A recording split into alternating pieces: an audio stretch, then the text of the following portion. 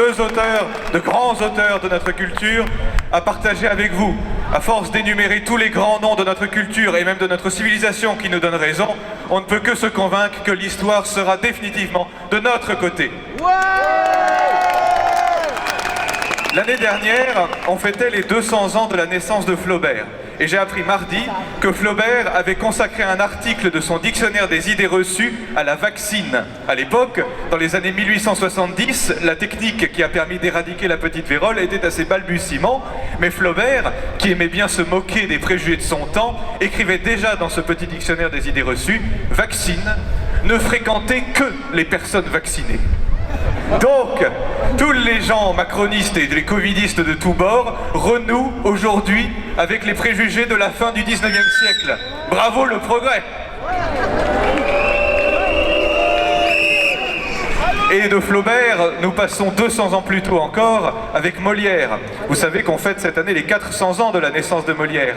Et Emmanuel Macron a eu l'outrecuidance de faire un tweet pour célébrer la mémoire du dramaturge, en citant notamment 3 titres d'œuvres, dont le premier, ironie du choix, était « Le malade imaginaire ». Franchement. Le malade imaginaire.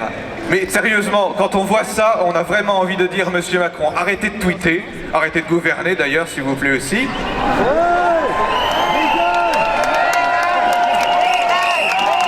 Et lisez la scène 3 de l'acte 3 du malade imaginaire. Chers amis, figurez-vous l'hypocondriaque, Argan, c'est son nom, et son frère Bérald qui essaye de le faire revenir à la raison, car Argan veut absolument que sa fille épouse un médecin pour qu'il puisse avoir un médecin comme gendre. Et voici donc le dialogue qu'ils ont, puisque Bérald lui dit que ça n'est pas censé être pour lui, mais pour sa fille, que celle-ci se marie. Est-il possible que vous serez toujours en béguiné de vos apothicaires et de vos médecins et que vous vouliez être malade en dépit des gens et de la nature? Comment l'entendez-vous, mon frère?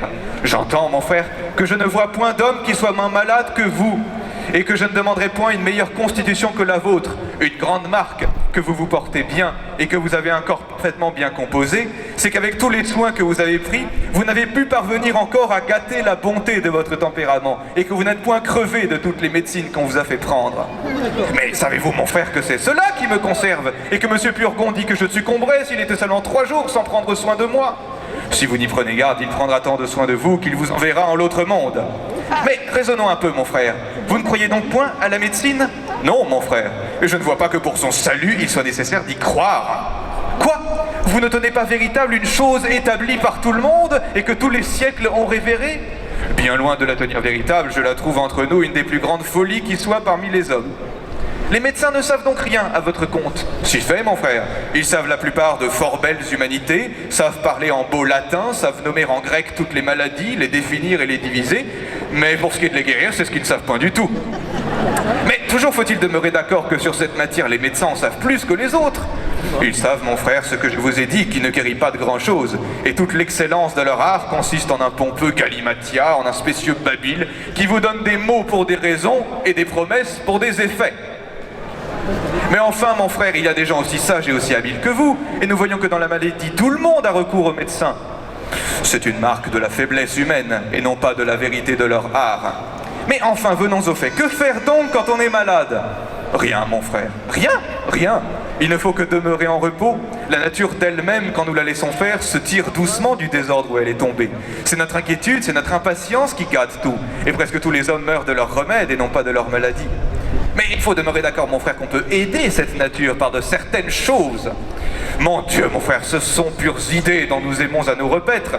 Et de tout temps, il s'est glissé parmi les hommes de belles imaginations que nous venons à croire parce qu'elles nous flattent et qu'il serait à souhaiter qu'elles fussent véritables.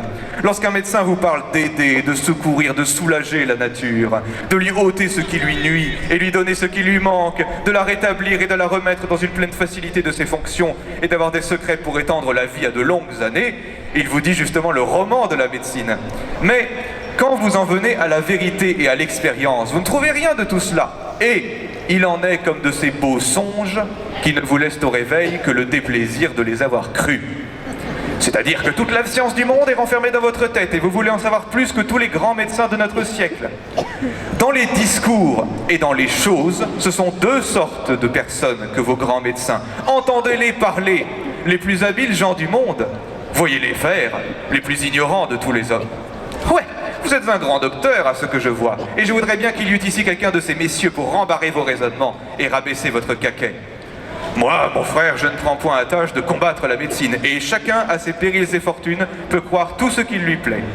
Ce que j'en dis n'est qu'entre nous, et j'aurais souhaité de pouvoir un peu vous tirer de l'erreur où vous êtes, et pour vous divertir, vous menez voir sur ce chapitre quelqu'une des comédies de Molière. C'est un bon impertinent que votre Molière avec ses comédies, et je le trouve bien plaisant d'aller jouer d'honnêtes gens comme les médecins. Ce ne sont pas les médecins qu'il joue, mais le ridicule de la médecine. Par la mort, nom de diable! Si j'étais que des médecins, je me vengerais de son impertinence. Et quand il sera malade, je le laisserai mourir sans secours. Il aurait beau faire et beau dire, je ne lui ordonnerai pas la moindre petite saignée, le moindre petit lavement. Il aurait beau faire et beau dire, je lui dirai crève, crève, cela t'apprendra une autre fois à te jouer à la faculté. Vous voilà bien en colère contre lui. Oui, c'est un mal avisé, et si les médecins sont sages, ils feront ce que je dis. Il sera encore plus sage que vos médecins, car il ne leur demandera point de secours. Tant pis pour lui, s'il n'a point recours au remède. Il a ses raisons pour n'en point vouloir, et il soutient que cela n'est permis qu'aux gens vigoureux et robustes, et qui ont des forces de reste pour porter les remèdes avec la maladie. Mais que pour lui, il n'a justement de la force que pour porter son mal.